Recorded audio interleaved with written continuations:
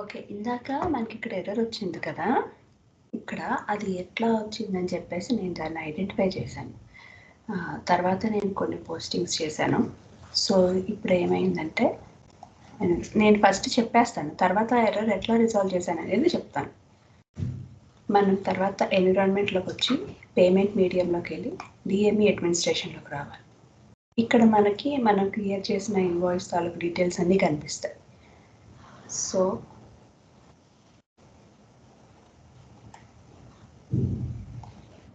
మనం ఇక్కడ లిస్ట్లోకి వచ్చిన తర్వాత మన అవుట్పుట్ డివైస్ ఏంటని అడుగుతుంది. మన అవుట్పుట్ డివైస్ LP01 కదా. LP01 ఇచ్చేసిన తర్వాత ఇక్కడ పేమెంట్ సమ్మరీ కనిపిస్తుంది కదా, దీన్ని క్లిక్ చేయాలి. ఇప్పుడు ఇక్కడ మనకి లిస్ట్ కనిపిస్తుంది టైప్ దగ్గర.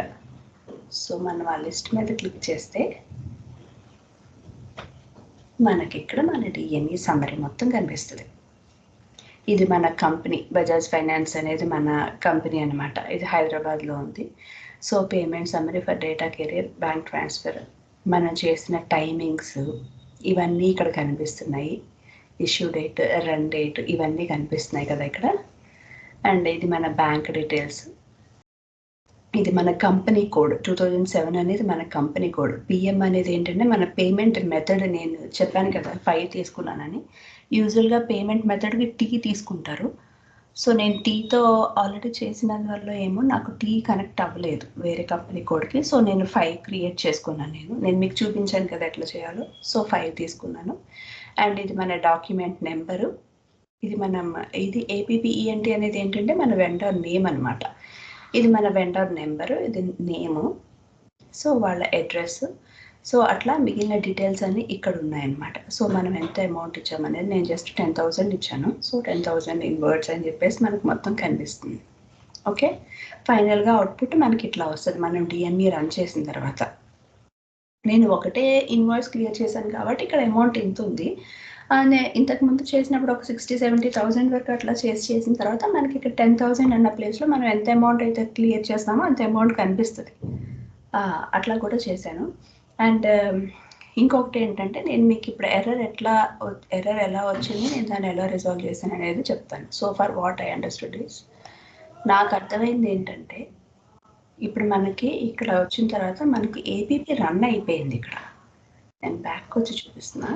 ఇక్కడ మనకి APP రన్ అయిపోయింది. ఇట్లా వస్తే మనకి సక్సెస్ అయిపోయినట్టే కదా. పోస్టింగ్ ఆర్డర్స్ 1 జనరేటెడ్ 1 కంప్లీటెడ్ అని సక్సెస్ అయిపోయింది. మనకి ఇక్కడ ఎందుకు రాలేదు అంటే ఒకటి ఏంటంటే నేను ఇక్కడ మనం డేట్ ఇచ్చేసి మనం పారామీటర్స్ తీసుకున్న తర్వాత ఏం జరిగిందంటే ఇప్పుడు మనం 15th ఇస్తున్నాం కదా, నేను 2 days తీసుకుని లైక్ 17th డేట్ని ఇస్తే కనుక నాకు అవ్వలేదు.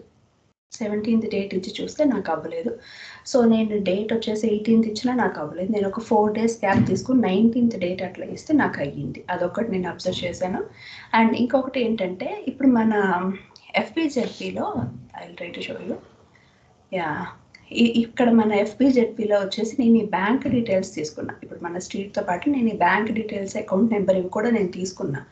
సో అది కూడా ఒక ఎర్రర్ ఏమో అని చెప్పేసి నేను అంటే గూగుల్లో సెర్చ్ చేస్తే నాకు దొరికిన ఇన్పుట్స్ ఇవన్నమాట. సో బేస్డ్ ఆన్ దట్ నేను ఇవి తీసేసి నేను పోస్ట్ చేసి నేను రన్ చేసి చూశాను.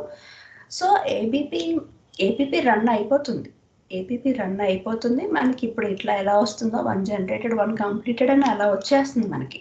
ఈవెన్ దో మనం బ్యాంక్ డీటెయిల్స్ సెలెక్ట్ చేసుకున్నా చేసుకోకపోయినా కూడా. బట్ ఏంటంటే DME రన్ అవ్వట్లా నా దాంట్లో. మరి అందరి సిస్టమ్స్లో అలా ఉంటుందా లేదా అనేది నాకు తెలియదు. ట్రై చేసి చూడండి డిఫరెంట్ మెథడ్స్లో. సో నాకు అదొకటి అవ్వలేదు. ఒకటి డేట్ అంటే 2 days గ్యాప్ సరిపోలేదు నాకు. 4 days గ్యాప్ తీసుకుంటే రన్ అయింది అదొకటి. అండ్ సెకండ్ థింగ్ ఒకటి బ్యాంక్ ఒకటి తీసుకుంటే ఆ FPZPలో బ్యాంక్ తీసుకుంటే అవ్వలేదు. ఈ 2 డిఫరెన్సెస్ నేను చూశాను. సో ఇదే మెయిన్ ఇష్యూ వచ్చేసి ఇదే అయ్యింది నాకు. సో ఇప్పుడు మనం ఏంటంటే ఇంకొక ఇన్వాయిస్ రేస్ చేసి చూద్దాం మనం ఎట్లా చేస్తామనేది. ఐ హోప్ అర్థమయ్యేటట్టు చెప్పానని అనుకుంటున్నాను. ఇది మన లాస్ట్ తీసుకున్న వెండర్ యొక్క నెంబర్ అనమాట. సో ఇన్వాయిస్ డేట్, అమౌంట్ వచ్చేసి 10,000 ఇస్తున్నాను. వెండర్ ఇన్వాయిస్ క్రియేషన్, అది మన రా మెటీరియల్ GL. సో ఇవి మన ఇన్పుట్స్. APPENT ఇది మన వెండర్ నెంబరు, ఇవన్నీ మన డీటెయిల్స్ తీసుకున్నాం కదా, సిమ్యులేట్ చేసేసేద్దాం అండ్ పోస్ట్ చేద్దాం. నెక్స్ట్ మన ఏబీపీ రన్లోకి వచ్చి చూద్దాం. 2007 జీ వరకు చేసాం, బి దగ్గర మొదలుపెట్టి జీ వరకు చేసాం మనం. సో పారామీటర్స్లోకి వచ్చేసి 2007 పేమెంట్ మెథడ్ 5 వచ్చేసి నేను 19 తీసుకుంటున్నాను. అడిషనల్ లాగ్లోకి వెళ్ళి ఫస్ట్ 1 2 4 ఇవి కంపల్సరీగా చెక్ చేసుకోవాలి. అండ్ ఇక్కడ మన వెండర్ నెంబర్ ఇచ్చేసిన తర్వాత సేవ్ చేసేద్దాం. ఫస్ట్ సేవ్ చేసిన తర్వాత స్టేటస్లోకి వచ్చి ప్రపోజల్, ఇక్కడ ప్రపోజల్లోకి వచ్చిన తర్వాత ఏంటంటే స్టార్ట్ ఇమ్మీడియట్లీ అనేది ఫస్ట్ సెలెక్ట్ చేసుకోండి. ఇక్కడ క్రియేట్ పేమెంట్ మీడియం అనేది కూడా వెంటనే తీసుకోవద్దు, ఫస్ట్ స్టార్ట్ ఇమ్మీడియట్లీ తీసుకోండి. Status, next payment run. ఇప్పుడు మనం ఈ క్రియేట్ పేమెంట్ మీడియం అనేది తీసుకుందాం. Status okay, 1 generated 1 completed. ఇక్కడ వరకు పేమెంట్ రన్ అయితే అయిపోయింది. ఇప్పుడు చూద్దాం మన ఎన్విరాన్మెంట్లోకి వెళ్ళి పేమెంట్ మీడియంలోకి వెళ్ళి డిఎంఈ అడ్మినిస్ట్రేషన్. ఓకే, ఇక్కడ వచ్చింది కదా. సో మనం ఇప్పుడు లిస్ట్లోకి వెళ్ళి మన అవుట్పుట్ డివైస్ LP01 ఇచ్చేసి కంటిన్యూ. పేమెంట్ సమ్మరీ మీద క్లిక్ చేసి ఇక్కడ మనకి లిస్ట్ కనిపిస్తుంది కదా, ఇక్కడ మనం చేయబడితే చూడండి అబాప్ లిస్ట్ అని కనిపిస్తుంది కదా, లిస్ట్ మీద క్లిక్ చేస్తే ఇక్కడ మనకి కనిపిస్తాయి మన డీటెయిల్స్ అన్నీ. ఓకేనా? సో ఇది మన డిఎంఈ ప్రాసెస్ అన్నమాట.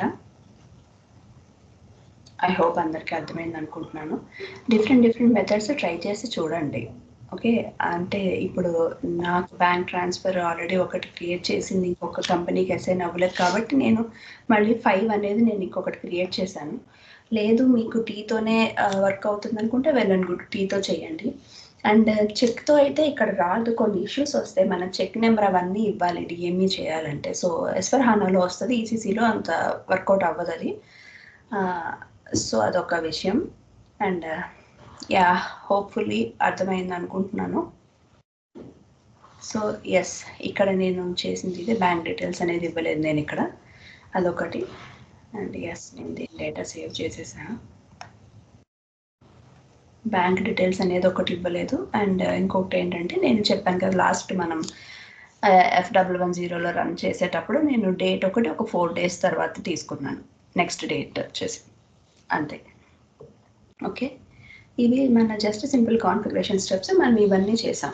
మనం డిఎంఈ ట్రీ చేసాము. ఒకసారి మళ్ళీ అందులోకి వెళ్ళి చూద్దాం. డిఎంఈ ట్రీ మనది.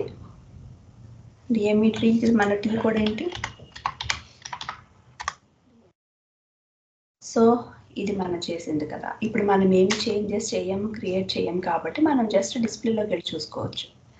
Active version. సో ఇది మనం క్రియేట్ చేసింది, మనం క్రియేట్ చేసిన ట్రీ. ఓకే, అండ్ మనం ఫస్ట్ ఇనీషియల్గా వచ్చినప్పుడు మనం ఏం చేసాం, ఫార్మేట్ అట్రిబ్యూట్స్లోకి వెళ్ళాం. ఇక్కడ ఫీల్డ్ టైప్ 1 తీసుకున్నాము. అండ్ ఇక్కడ కింద మనము సింబల్ ఇచ్చాము. దీనికి బదులు మీరు స్టార్ ఇవ్వచ్చు, స్లాష్ ఇవ్వచ్చు, హైఫన్ ఇవ్వచ్చు, ఏదైనా ఇవ్వచ్చు. అండ్ లెవెల్స్లోకి వచ్చేసి మనం ఈ లెవెల్స్ క్రియేట్ చేసాము. Excuse me. అండ్ సార్ట్ కీలోకి వచ్చేపాటికి మనం ఇక్కడ field structure names, field names మనం ఇవి ఇచ్చాము. ఓకే, అండ్ తర్వాత మనం 1 by 1 ఈ ట్రీ మొత్తం క్రియేట్ చేసి చూసుకున్నాం. ఈ ట్రీ మనం చేసేటప్పుడు ఇప్పుడు మనము జస్ట్ డిస్ప్లేలో ఉన్నాం కాబట్టి మనకి కింద కనిపించట్లేదు. లేదంటే ఇందాక చెప్పాను కదా, కింద మనకి టెక్నికల్ నేమ్స్ అవన్నీ వస్తాయి. ఇక్కడ టెక్నికల్ ఫీల్డ్స్ అవన్నీ వస్తున్నాయి కదా, అబాప్ సిస్టమ్ ఫీల్డ్స్, టెక్నికల్ ఫీల్డ్స్ అని. మనం ఇది ఒక్కొక్కటి ఓపెన్ చేసి జాగ్రత్తగా చూసుకోవచ్చు. ఇందులో మనకి టెక్నికల్ నేమ్స్ అవన్నీ కనిపిస్తాయి. ఒక్కొక్కటి మనం ఓపెన్ చేసి కేర్ఫుల్గా చూడొచ్చు, అక్కడ ఏమేమి ఉన్నాయనేది చూడొచ్చు. అండ్ ఇంకొకటి అది అయిపోయిన తర్వాత మనం OBPM1లోకి వచ్చాం. సో OBPM1లోకి వెళ్దాం ఒకసారి. క్రాస్ క్లయింట్ అడుగుతుంది, ఎప్పుడు ఇలానే చూపిస్తుంది, మనం కంటిన్యూ చేసేయడమే.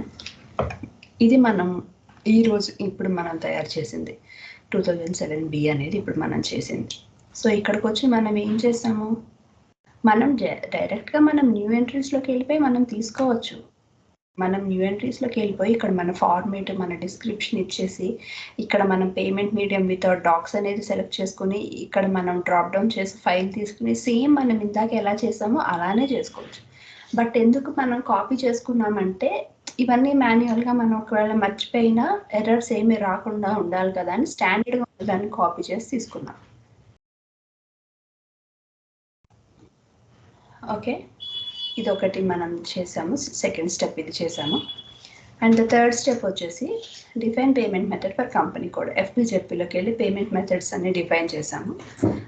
ఇది మనకు తెలిసిందే కదా. అండ్ బ్యాంక్ అకౌంట్స్కి అసైన్ చేసాం మనం, లైక్ మన హౌస్ బ్యాంక్స్కి మన పేమెంట్ మెథడ్ని అసైన్ చేసాము బ్యాంక్ డిటర్మినేషన్లోకి వెళ్ళి. అండ్ XK02 మన వెండర్కి మన న్యూ పేమెంట్ మెథడ్ని అసైన్ చేసాము. OBPM4లోకి వచ్చి OBPM4లో కూడా మనం ఏం చేసాము కొత్తగా,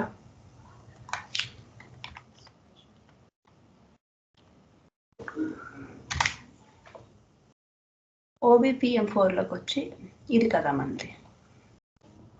సో ఇక్కడ మనం దీనికి ఒక వేరియంట్ నేమ్ ఒకటి ఇచ్చాం. మనం వేరియంట్ నేమ్ ఇలానే ఇవ్వాలని లేదు, ఏదైనా ఇవ్వచ్చు. నేను పర్టికులర్గా ఈ కంపెనీ కోడ్కి చేస్తాను కాబట్టి నాకు గుర్తుండడం కోసం నేను ఇట్లా ఇచ్చాను. ఆర్ఎల్స్ మీరు నేమ్ ఎట్లా అయినా ఇవ్వచ్చు, నో ఇష్యూ.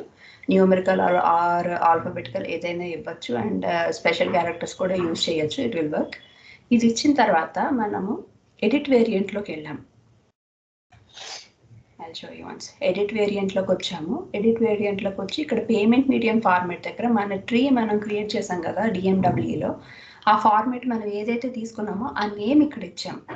అండ్ తర్వాత వీటి మీద డబుల్ క్లిక్ చేసి మన అవుట్పుట్ డివైస్ LP01 ఇచ్చి మనం కంటిన్యూ చేసాము. అండ్ ఇక్కడ అట్రిబ్యూట్స్ ఉంటుంది, ఇంతకుముందు అట్రిబ్యూట్స్లోకి వెళ్ళి అక్కడ మన నేమ్ ఇచ్చి మనం సేవ్ చేసాం. ఇది మనం చేసింది. అండ్ దీని తర్వాత లాస్ట్ వచ్చి మనం FB60లో ఇన్వాయిస్ రేస్ చేసాం. అది తెలిసిందే కదా మనందరికి. FB60లో ఇన్వాయిస్ ఏ వెండర్కి అయితే మనం పేమెంట్ మెథడ్ అసైన్ చేసామో ఆ వెండర్ నుంచి ఇన్వాయిస్ రేస్ చేసాము. F110లో జస్ట్ లైక్ దట్ మనం APP రన్ చేసినట్టే APP రన్ చేసి చూసాము. ఫైనల్గా అవుట్పుట్ ఎలా వచ్చిందో కూడా చూసాం కదా. So these are the small steps. మధ్య మధ్యలో ఒకవేళ 1 or 2 సింటెక్స్ ఎర్రర్స్ వచ్చినా కంగారు పడకండి, నేను కూడా కొంచెం బ్రేక్స్ తీసుకునేది చేశాను. సో హోప్ఫుల్లీ అందరికీ అర్థమైందని అనుకుంటున్నాను. Thank you.